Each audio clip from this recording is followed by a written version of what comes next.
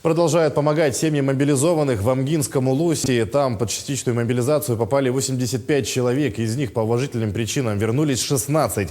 В районе организован фонд помощи участникам специальной военной операции, куда все желающие могут отправить средства.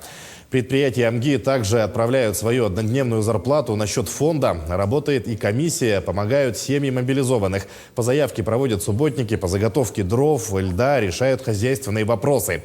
Женсоветы на Слегов сшили 360 аптечек, 250 из которых оснастили медикаментами. Сегодня Владимир Владимирович Путин борется за то, чтобы у нас все возродилось. Возродилась и фабрики, и заводы, легкая промышленность была своя, чтобы у нас были химические заводы, чтобы у нас были фармацевтические заводы, лекарства сами издавали, чтобы было много рабочих мест, чтобы Россия была вообще цветущей страной.